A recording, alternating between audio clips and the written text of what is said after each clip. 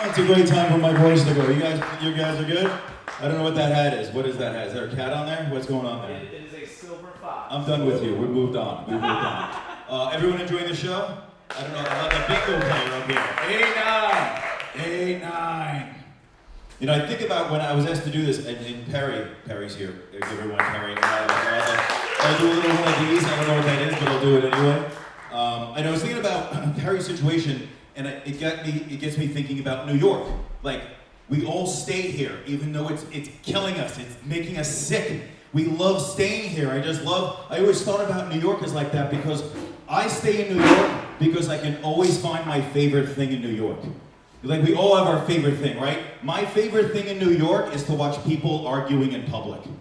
Like, that is my most amazing, not only watching people argue in public, I like watching couples arguing in public.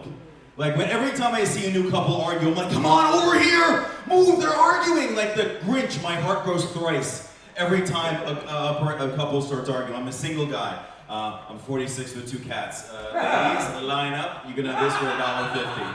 Thank you, Glenn. That's $10 for Glenn. I love watching couples argue, it's the best. And I sat there one time outside of a cafe just watching them, just staring at them for half an hour. That's the kind of time I have with my life. But I did what any respectful New Yorker would do. I sat behind them and I ordered a coffee. I need to know what happened to these people. Why are they yelling at each other? They went on for another hour. That's how much time I have to spare. I went on for an hour. And the thing is though, she was screaming at him in tones that only dogs can hear. That's how bad this conversation went. And everything was going smooth. I was about to leave. She switched languages. She went from English to Russian. Like, what did you do? Russia has backwards R's and upside down N's. What did you do to elicit a backwards R? Like, did you have sex with a mom? Did you steal the Wi-Fi password? What is going on here? She went from English to Russian and went to Spanish. My God, what did you, this is all true, what did you do? You went from 3 different languages. As soon as I heard tu madre, I ordered lunch. I needed to know, what did you do? Where do you need some mojitos over here? And I realized, I'm 15, 16 years into New York, and I realized New York doesn't care about you. Doesn't care if you live, doesn't care if you die, doesn't matter. We don't care. We have your $40 to the VIP section, to the Statue of Liberty vote. We're good, you can do whatever you want. I realized this because of the subway system. You go in the subway system, if you go to any other country in the world, they have electronics to make sure you don't die. Like, you go to Germany, you go to Japan, you go to Russia, they have netting, laser beams come down, Thor will come from Asgard to make sure you don't go into the subway system. Tom Cruise will come from the ceiling and make sure you don't go into the, because you know what we have in New York to make sure you don't step into the metro system? We got some yellow paint. We've got a little bit of yellow paint right there. It's about 1/4 of an inch thick right there. It's not even yellow anymore. It's like 1968. It's the color of gray hatred by now. I almost fell in. The other night I almost fell in because I'm texting. Like, you know, like, oh my God, what are you doing? I don't know, what are you doing? I'm texting like a 16-year-old girl. I'm not allowed around them anymore, but that's what I'm assuming they sound like. And I almost fall in. You know when you're at work, and you're leaning back in your chair sleeping, and you catch yourself at that last minute? These guys are like, we're sleeping right now, my friend. And you catch yourself. You're like, oh my God, I'm safe, I'm fine, I'm good. I had 1 million people behind me. 8 in the morning. Guess how many people actually reached forward to catch me? None. Zero. None. It's like, they all backed up. They all did this. They all backed up. I'm like, I'm not a planet. I don't have gravitational pull. I'm not gonna bring you into the metro system. One woman actually backed up and said, fuck that guy. I got a PowerPoint presentation. Great. Font and graphics. That's what takes over for me. I love exploring New York, but there's some areas of New York I hate. I went to the Lower East Side last night because I hate myself. And I'm standing there, I come out of the metro system, and right in front of me, guy is completely naked, other than a sports jacket. Completely naked, like no clothing whatsoever. I'm like, yep, that's it, that's Lower East Side, that's the way it's supposed to go. And to my left, I hear a woman screaming. She's screaming because this naked guy. I'm like, it's like the League of Their Own, there's no crying in baseball, there's no screaming because of a naked guy. This is the Lower East Side. I'd be offended if I didn't see a naked guy coming out to the Lower East Side. Lower East Side's the only place you can get a tattoo, your earrings pierced, and anal beads in the same store. I know what you're thinking, you can get all that in the West Village, but West Village, that's just considered date night. Yeah, 2 kroners. I did that one, Goldie. That's the way we're working up here. Thank you, Glenn. Yeah, and I'm looking at this guy. He's screaming. Everyone's screaming, but the one thing about this guy, he's giving train directions.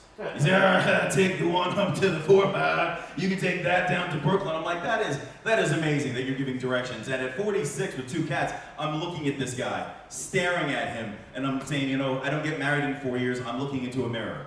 I'm going to be the naked guy coming down to the Lower East Side.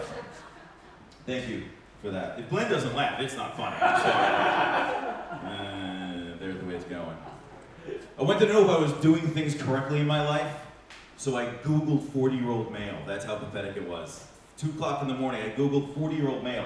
Google told me the average 40-year-old male is married, 2 kids, and a 4-bedroom house. Owned. Yeah, like I said, I'm 46.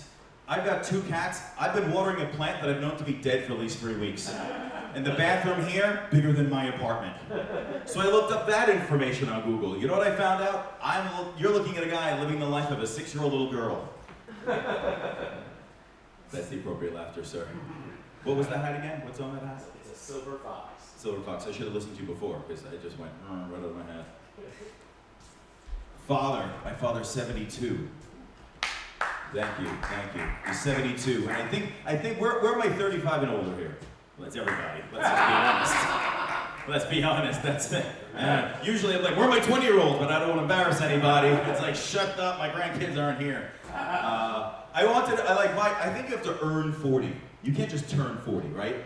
You have to do something, right? I haven't earned it yet at all. My father, he's 72. By the time my father was my age, he had 2 kids, 3 jobs, worked 80 hours a week, didn't get any sleep, he had no time for himself. He would come home and there would be piss, there would be poo, there would be piss, there would be poo, and that's just from his wife.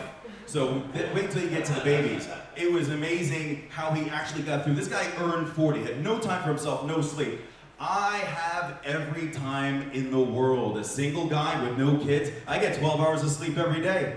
12 hours of sleep. I can do anything I want all day long. Just this past weekend, I watched every episode of MacGyver twice. With no interruptions. No tweets, no AOL, no ColecoVision, no nothing. If you get that joke, I'm gonna give you a hug later. I had no interruptions whatsoever. That's like 300 hours of MacGyver. I'm figuring I might not have earned 40, but at least I know how to make a bomb with a toothpick. That's the big clue. That's the big one right there. Yeah.